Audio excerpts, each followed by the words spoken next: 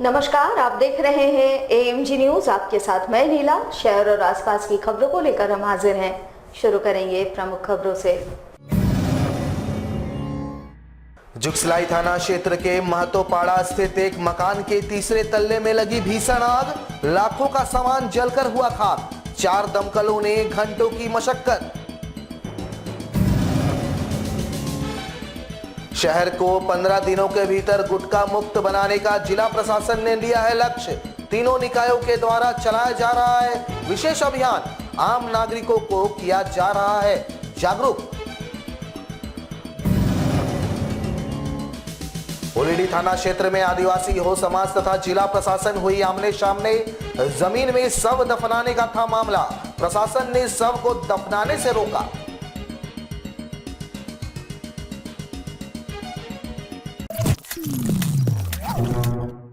अब खबरें विस्तार से। जमशेदपुर के जुगसलाई थाना अंतर्गत महतोपाड़ा रोड में उस समय अफरा तफरी का माहौल उत्पन्न हो गया जब एक 2 तल्ले मकान को आग ने अपनी आगोश में ले लिया, जहां घंटों स्थानीयों और अग्निशमन विभाग के द्वारा आग पर काबू पाने पर कड़ी मशक्कत की गई।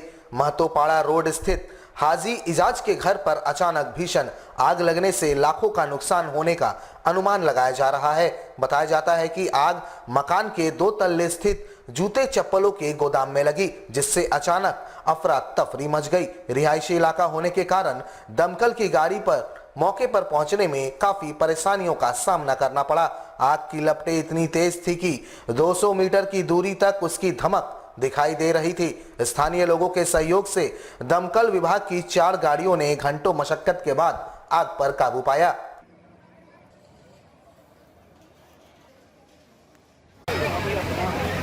से कि मोहल्ला में आग लगा है, तो वहाँ से हम कंट्रोल को फोन किए। अग्निशमन सेवा चाहिए। हमारे जुगसलाई मोहल्ला में इजाज अहमद है, जिनका घर में आग लगा है, उसका नाम इजाज अहमद है। तो अग्निशमन आया, अग्निशमन के साथ हम ऊपर गए, आग लगा है रूम में, और रूम तक हम पहुँचे। 3य मंजिल है, ये 2 फ्लोर के बाद 3 फ्लोर जो है 3रा फ्लोर है, उसमें आग लगा है। वो गोदाम है, गोदाम चप्पल जूता का गोदाम है, उसी में आग लगा है। 4 गो। जमशेदपुर शहर को अगले 15 दिनों में गुटखा मुक्त शहर बनाने का लक्ष्य निर्धारित किया गया है। इसको लेकर लगातार छापेमारी की जा रही है। इस क्रम में मंगलवार को साक्षी बाजार में छापेमारी की गई। इस दौरान जेएनएसी के विशेष पदाधिकारी के साथ चिकित्सक भी मौजूद रहे, जो लोगों को गुटखा से होने वाले नुकसान की जानकारी देते नजर आई। जिले के उपायुक्त की अध्यक्षता में हुए बैठक के बाद इस अभियान को सफल बनाने का निर्णय जिला प्रशासन ने लिया है। जमशेदपुर के तीनों निकायों के द्वारा इस अभियान को व्यापक पैमाने पर चलाया जाना है।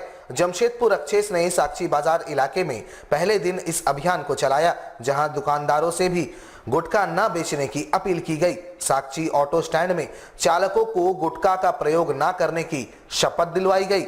वहीं सड़क किनारे लगे ऑटो चालकों को स्टैंड में ही ऑटो लगाने की हिदायत दी गई। वहीं इस दौरान अतिक्रमण कर ठेला लगा रहे लोगों के ठेले को भी हटाया गया और गंदगी फैला रहे लोगों से सफाई भी करवाई गई। हम लोग आज छापा मार रहे हैं और लोगों को समझा भी रहे हैं।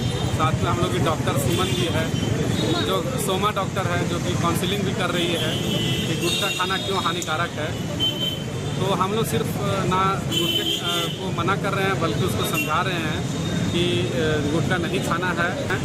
और जो भी गुटखा व्यापारी गुटखा बेच रहे हैं, मेरा उनसे अनुरोध है कि वो लोग इस तरह के व्यापार ना करें, बल्कि जीवन रक्षक का काम करें, जीवन भक्षक का काम नहीं करें। तरीके से जो ठेला रोड पे लगती है, उनको जो लगातार हटाया जाता है, उनको लगातार समझाया जाता है कि जहाँ पे ठेला जो है वहाँ पे लगाया जाए। रोड पे ठेला लगाना जो है अतिक्रमण है और आवागमन को भी बाधित होता है, लोगों को दिक्कत परेशानी होती है आने जाने में। तो इस चीज़ को भी लोग ठेला वाले लोग समझें और अपना व्यवस्थित तरीके से लगाएं और साफ़ सफाई का भी मतलब सुनिश्चित करें कि कैसे हम लोग हाइजीन होकर के लोगों को खिलाएं। जमशेदपुर के उलिडी थाना क्षेत्र में एक भूखंड को लेकर आदिवासी हो समाज तथा जिला प्रशासन आमने सामने हो गई, जहां समाज के लोग इसे शमशान भूमि बताते हैं जबकि जिला प्रशासन इसे सरकारी भूखंड बताती है। बताया जाता है कि स्थानीय एक व्यक्ति का शव लेकर मंगलवार को उक्त भूखंड पर उनके परिजन तथा आदिवासी समुदाय के लोग पहुंचे, जहां प्रशासन ने उन्हें शव को उक्त भूखंड में दफनाने से रोका। देखते ही देखते वहां बवाल बढ़ने लगा, जिसके बाद जिला प्रशासन के द्वारा उक्त भूखंड पर बड़ी मात्रा में पुलिस बल की तैनाती कर दी गई। वैसे ही आदिवासी समुदाय के लोग इसे शमशान की भूमि बताते हैं और कहते हैं कि वर्षों से यहां शव दफनाया जाता है, लेकिन सरकारी खाते में भूमि सरकारी भूमि के तौर पर दर्ज है और इस कारण जिला प्रशासन इस भूमि पर किसी भी तरह के कार्यों में पाबंदी लगा चुकी है। मौके पर मौजूद जिला प्रशासन के पदाधिकारियों ने कहा कि ये सरकारी भूमि है और इसका कुछ हिस्सा विद्युत विभाग को आवंटित किया गया है। सरकारी भूमि होने के कारण यह केवल सरकार का अधिकार है और जिला प्रशासन उसी को सुनिश्चित करवा रही है।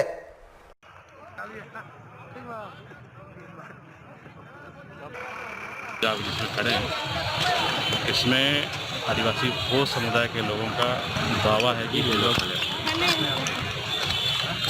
काफ़ी वर्षों से शमशान घाट के रूप में उपयोग करते आ रहे हैं, लेकिन विगत 3 वर्षों से कोई भी लाश इसमें दफनाया नहीं गया, जैसा अंचलाधिकारी मानवों ने कहा। और इसी ज़मीन का कुछ हिस्सा जो है ना बिजली विभाग को आवंटित कर दिया गया है। इसलिए आवंटित किया गया क्योंकि खतियान में ये सरकारी ज़मीन, खतियान में कहीं का आपको शमशान दर्ज नहीं। आपत्ति इसी चीज़ का, अगर शमशान दर्ज होता तो हम लोग अपने खुद बोलते भाई ये शमशान का ज़मीन है, दफना देंगे। बस इसी पॉइंट पे और कुछ नहीं। टाटा स्टील द्वारा गोल्फ टूर्नामेंट का आयोजन होने जा रहा है। यह tournament Tata steel tour championship के नाम से होगा, जो 17 दिसंबर से 22 दिसंबर तक यह टूर्नामेंट चलेगा। इस टूर्नामेंट में 126 खिलाड़ी भाग लेंगे। उधर 2 जगह पर टूर्नामेंट करवाया जाएगा, गोलमुरी गोल्फ ग्राउंड तथा दूसरा बेलडी गोल्फ ग्राउंड। अगले दिन दोनों खिलाड़ियों का मैदान बदल दिया जाएगा। वैसे ही प्रतिवर्ष टाटा स्टील गोल्फ टूर्नामेंट का आयोजन करती है। इस बार भी धूम धड़ाके के साथ टूर्नामेंट का आयोजन होने जा रहा है, जिसमें टाटा स्टील कंपनी के कर्मचारी के साथ टाटा विंग के सभी कर्मचारी शामिल होंगे। इस बार 126 खिलाड़ी भाग ले रहे हैं इस टूर्नामेंट में और देश के अलग अलग पार्ट से आए हैं। और हम लोग चूंकि कोविड की ये जो पैंडेमिक है इसके दौरान में ये टूर्नामेंट हो रहा है, Covid is not behind us, but अब हमको कोविड के साथ रहना जीना सीखना पड़ रहा है और हम लोग जीना सीख रहे हैं और ज़िंदगी उसी में चलाने का हमको तरीका निकालना है। तो जो कोविड से बचने के हमारे प्रोटोकॉल्स हैं, मिनिस्ट्री ऑफ होम अफेयर्स ने जितने ये प्रोटोकॉल्स बनाए हैं। जमशेदपुर में सिंहभूम चैम्बर ऑफ कॉमर्स के द्वारा स्थानीय व्यापारियों के समक्ष उत्पन्न हो रही समस्याओं के निदान की मांग को लेकर देश के प्रधानमंत्री के समक्ष एक मांग पत्र सौंपी गई है। देश भर के सभी जिलों में ये मांग पत्र विभिन्न व्यापारिक संगठनों के द्वारा उपायुक्त को सौंपा गया है। सौंपे गए मांग पत्र में मुख्य रूप से ई कॉमर्स कंपनियों के मनमाने रवैये पर रोक लगाने की मांग रखी गई है। चैम्बर के सदस्यों ने कहा कि नियमों की धज्जियां ई कॉमर्स कंपनियां धड़ल्ले से उड़ा रही है, जिस पर नकेल कसना जरूरी है। इन्होंने कहा कि तमाम कंपनियां अपने सामानों को ई कॉमर्स कंपनियों को साधारण व्यापारी के मुकाबले कम कीमत पर देते हैं, जिस कारण ऑनलाइन खरीदी में ग्राहक को स्थानीय बाजार के अनुपात में कम कीमत पर सामान मिल जाता है, जबकि कंपटीशन बराबर का होना चाहिए। ऐसे में देश भर के छोटे व्यापारी पिस रहे हैं और उनके व्यापार पर आश्रित लोगों को रोजगार भी छीन रहा है।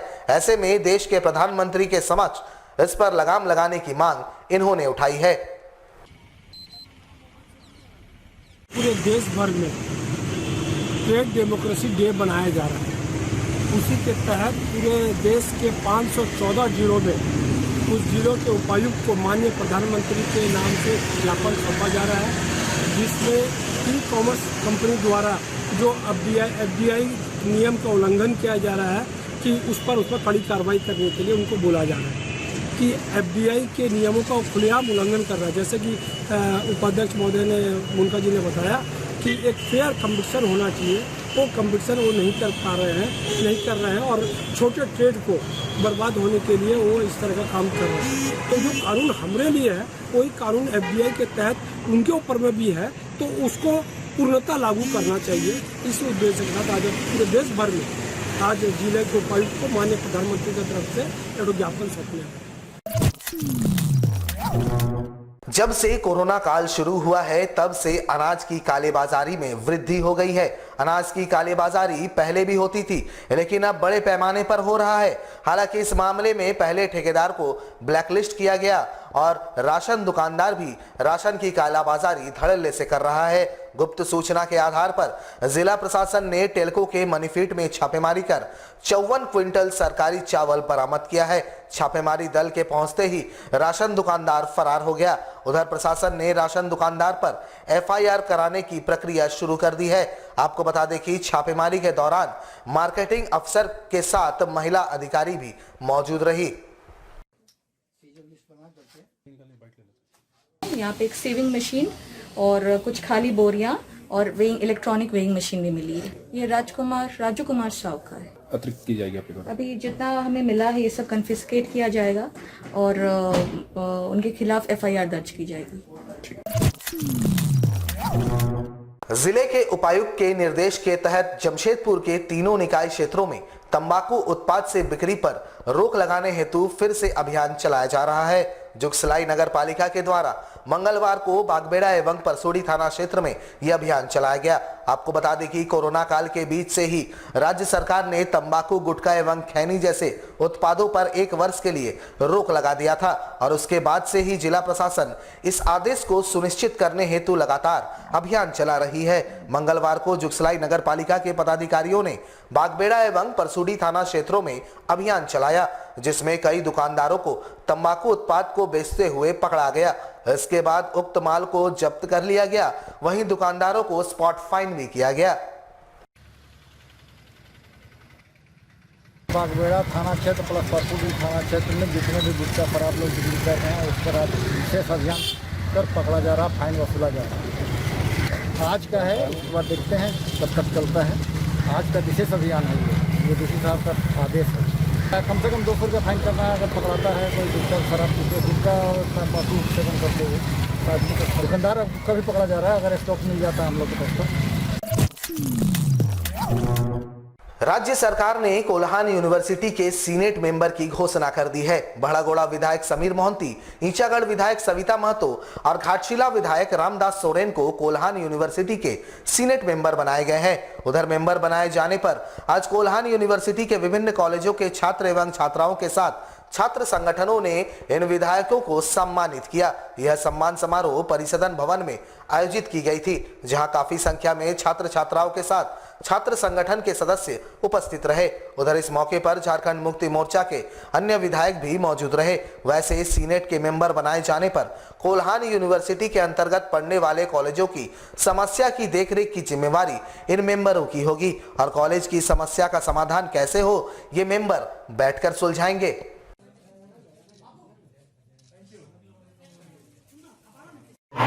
यूनिवर्सिटी का सीनेट का सदस्य के लिए सरकार के विधानसभा के स्पीकर महोदय माननीय रविंद्र महतो जी का हम धन्यवाद देंगे, सराहेंगे। कोल्हान यूनिवर्सिटी के अंतर्गत जो भी कॉलेजेस हैं उस कॉलेजेस की किसी भी तरह का समस्या अगर हम लोग का सामने आता है, निश्चित तौर पर हर कॉलेजों की समस्या का समाधान सीनेट की बैठक में ही हम लोग उसका समाधान करेंगे। जमशेदपुर के डिमना स्थित झारखंड वेंडर यूनियन के कार्यालय में सम्मान समारोह का आयोजन किया गया, जिसमें राज्य के पूर्व मंत्री और जमशेदपुर पूर्वी के विधायक सरयू राय ने शिरकत की। इस सम्मान समारोह में राज्य भर के स्ट्रीट वेंडरों ने हिस्सा लिया। वहीं कार्यक्रम में मौजूद स्ट्रीट वेंडरों को सरयू राय ने सम्मान पत्र भी दिया। श्री राय ने यूनियन के प्रयासों की सराहना करते हुए व्यवस्थित रूप से इस व्यवस्था को संचालित करने में उनकी भूमिका को समाज के लिए अहम बताया। श्री राय ने स्ट्रीट वेंडरों को समाज का अहम हिस्सा बताया और यूनियन की कार्यशैली को उनका मार्गदर्शक। उन्होंने स्ट्रीट वेंडरों के कल्याण में यूनियन की भूमिका को अहम बताया। वैसे राज्य के हर शहर में स्ट्रीट वेंडरों को व्यवस्थित करने के लिए इनके प्रयासों की सराहना की। वेंडर्स स्ट्रीट वेंडर यूनियन है, जो लोग सड़कों पर, फुटपाथों पर ठेला लगाते हैं, छोटा मोटा कमाई करते हैं। उनके क्षेत्र में इन्होंने काम किया।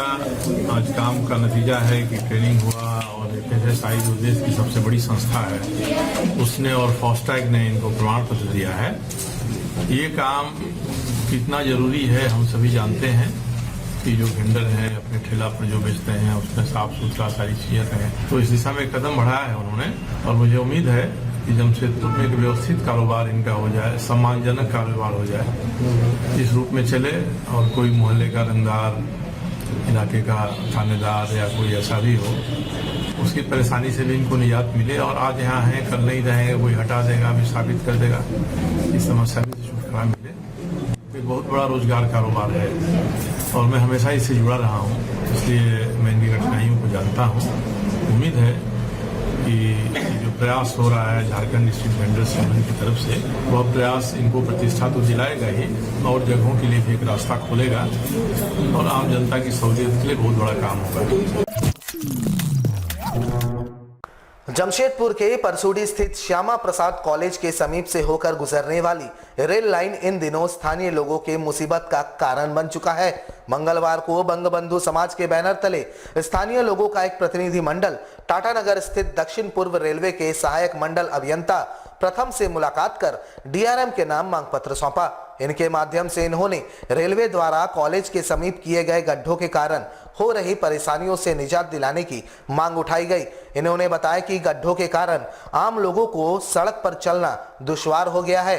छात्र छात्राओं के अलावे सड़क पर चलने वाले लोग आए दिन दुर्घटना के शिकार होते हैं। वैसे इन्होंने जल्द ही इस समस्या का निराकरण नहीं होने पर रेलवे के वरीय अधिकारियों से मिलने की बातें कही। नगर इलाके आसपास के जितने भी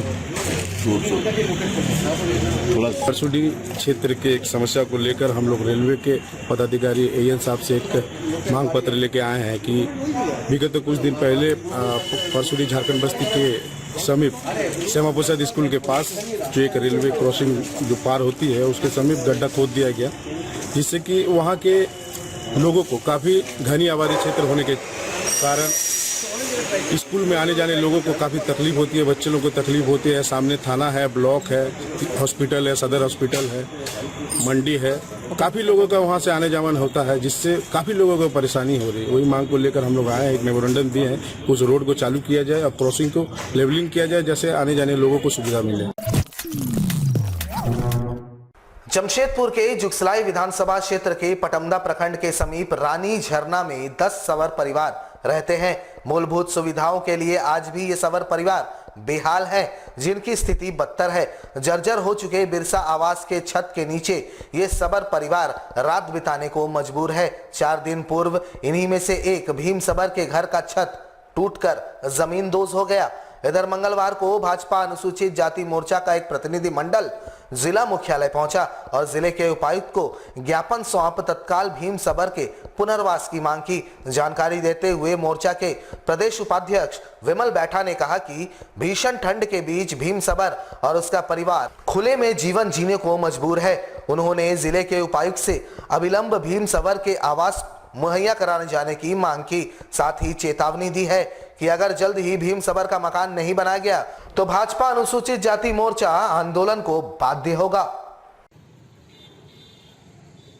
पटमदा क्षेत्र में रानी झरना, जहां पर सबर जातियों का आवास करते हैं, वहां पे लगभग 10 से 15 सबर जाति के लोग वहां रहते हैं और वहां की स्थिति ऐसी है कि मात्र जो आपके कार्यालय से वीडियो के कार्यालय से मात्र 6.5 किलोमीटर है और वहाँ पर कोई तरह का सुविधा नहीं है, जबकि सबर जाति को पूरे भारत सरकार द्वारा, झारखंड सरकार द्वारा सभी सुविधा उपलब्ध है, उसके बाद भी वह वहाँ वंचित है।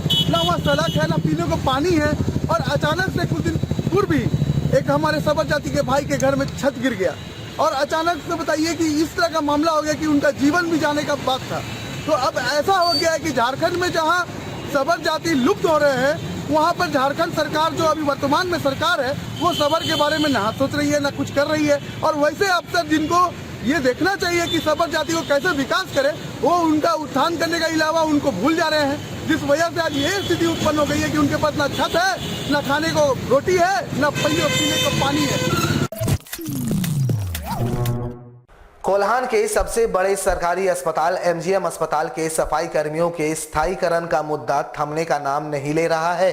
झारखंड राज्य अलग हुए 20 साल हो चुके हैं। पिछले 18 सालों से एमजीएम अस्पताल के सफाई कर्मी स्थायीकरण की बाट जोत रहे हैं। एक बार फिर से सैकड़ों सफाई कर्मी नियमितीकरण की मांग को लेकर राज्य के स्वास्थ्य मंत्री और जमशेदपुर पश्चिम के विधायक बन्ना गुप्ता से फरियाद लगाई है।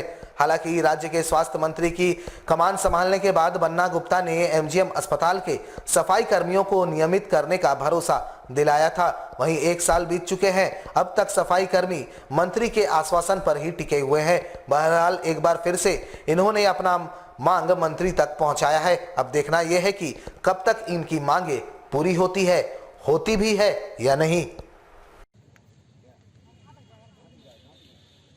हमने झारखंड सरकार के माननीय स्वास्थ्य मंत्री को एमजीएम अस्पताल के सफाई कर्मचारियों की ओर से वर्षों पुरानी मांग को लेकर एक ज्ञापन उनके प्रतिनिधि के माध्यम से सौंपा है।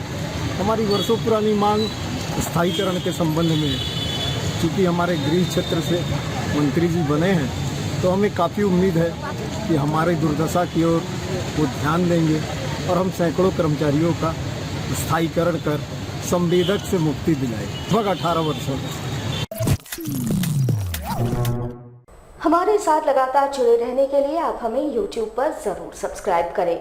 आज के लिए बस इतना ही। कल आपसे फिर मिलेंगे कुछ नई खबरों के साथ। तब तक के लिए AMG न्यूज़ की पूरी टीम को दीजिए इजाजत। नमस्कार।